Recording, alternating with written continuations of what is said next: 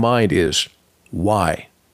Bring down America. I think that's probably, in my mind, that's why Obama was put in as president, to bring the country down. He's not loyal to this country. But you're not bringing America down. You're bringing potentially the whole world down with this bill. That's right. That's right. You're bringing the entire monetary system down. And if you have a debit monetary system ready to jack under the old one, that's what you would do. And for the last 30, 40 years, they've been building the debit monetary system, all of the barcodes on everything. It's set up as a 666 card bar system. It is for the debit monetary system. So basically you're saying it's potentially a cashless society. That's right. Everything is in place except numbering the people. Everything if that is the case, the whole system is in place all over the world. But if that is the case, Griff, and I, pardon me, I hate to even bring this up during this conversation, but if potentially there will be a cashless society, then what's going to happen to those entities in the government that are responsible for bringing drugs to this nation? You mean the CIA? Well, you said it. I didn't. Yes, Go ahead, with that, people on the streets who buy drugs, they only do it via cash. How are they going to do that with the cashless society? I don't know that. I do think it's a very complicated thing. There are many pieces. All of the wheels are turning in different directions. I do believe that, as the Alta says, the powers that be, I do believe it's out of control. I don't believe that anybody or any group will be able to control this thing. I think it's totally out of control. Well, you see, Griff, you're saying the powers that be, and people think, oh, that's the government. Obviously, this is not the government. Well, it's a lot of different people, a lot of different organizations. In the next 30 days, what do you foresee happening? I foresee our life becoming more complicated. I see our standard of living going down. I see just a general degradation across the board on all things that we hold dear and all that we depend on to maintain our lifestyle. What's your take on that image that you sent me this morning with I saw a picture of one runway in one Air Force base a couple of weeks ago, but now you sent me another one, and these are multiple runways in a private airport. And this looks like thousands of vehicles. What's your take on those pictures? Well, if you read the second email that I sent, it went into some detail about ownership. And it's probably, it smells like the CIA operation. And it probably will be used in the evacuation, in the control, in the management of that land we call Louisiana, Mississippi, Alabama, Texas, along the coastline, I would think. Why CIA? Don't we think CIA and associate that with foreign spying and not United States? No, maybe we have the FBI for that? I think that some people associate it with foreign, but people in the know that they are very active here. They own more companies than you can imagine. They would fill up a phone book with companies owned by the CIA. You probably have dealt with some of them. They're into everything. They're into airlines. They have billions of dollars worth of airlines. Evergreen? Evergreen, yeah. One up in Michigan. The guy was a baggage handler. He was a race car driver, and then the next day he had about $10 billion worth of freight airlines. But that's normal. They're into international banking. They're into international construction. They're into everything.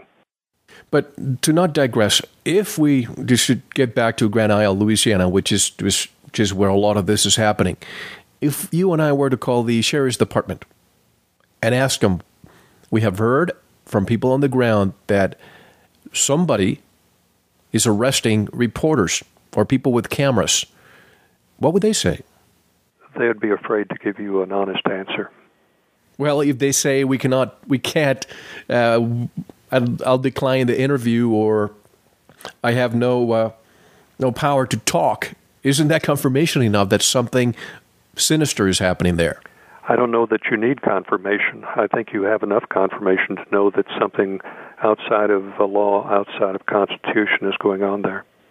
This is what I see, and I hate to editorialize. I can see why the government may impose a media blackout for certain things.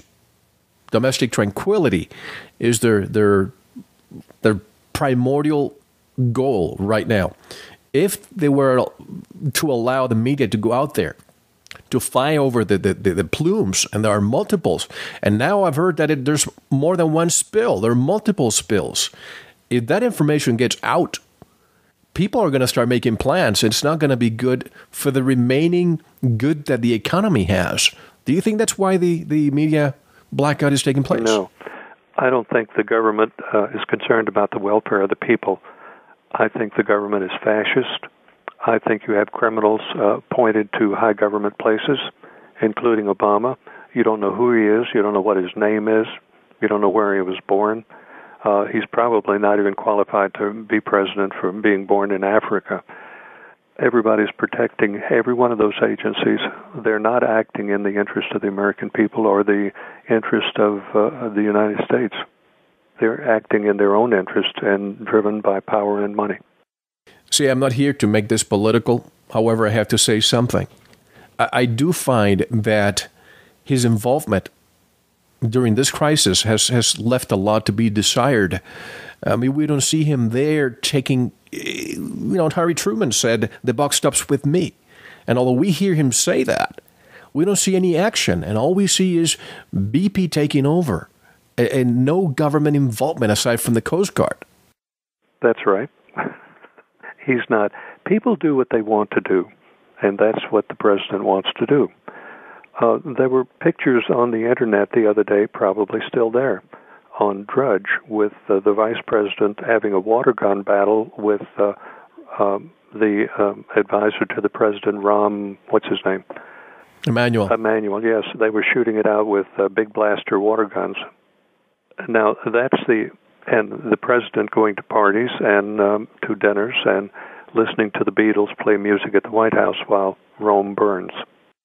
I tell you, if I were in charge, I would put temporary housing for myself there. I would not move from the area until this is finally done. Just create a new government headquarters for me there and just do not stop until this is done. Well, Mel, what would you do if you had Arab leanings and you were an Arab and you bowed to all the Arab leaders?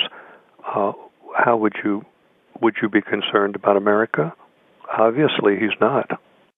Well, but I would presume that he is concerned about being reelected, unless he just wants to do what he has to do in 4 years because he knows he may not be reelected and move on. I mean, this is disaster alone. I mean, the economy before may be solely a reason, but now with this, it's just that this is the final moment. I don't think he has any intention of having a presidency after 4 years. There's not going to be a United States after 4 years. When you say there won't be a United States after 4 years, what do you mean? As we know it today. As we know it today. As we know it today. Yeah, I really believe that. It's going. Well, Griff, I think the dollar is going to fail this year, and God only knows how that's going to play out. Because it's not only the United States; it'll have ricochet and ripples all over the world. And how do you keep the lights on if there's no money to exchange for labor and products? How do you buy chemicals for the water supply? How do you keep the generators running for electricity with no money to exchange for fuel for the generators for the salary? How do you maintain your military? How do you keep the airplanes flying? And just on and on and on without any money. Well, just to close this segment, Griff, this week we have a show called Nazi Inc. The business plan continues, and this is exactly what we talk about. It's almost as if the script continues. We're coming to a new Weimar Republic, which creates another world war, and from there on, who knows? A.C. Griffith, thank you so much for your participation, and keep us posted. Thank you, Mel. Good luck to you. Okay? I will. Bye. And that was A.C. Griffith. I will continue updating as much as I can. I will upload more of these Veritas special reports as they become available. For more updates, visit our website and our forum at veritasshow.com. Until the next report, I'm Mel Fabregas. Be well.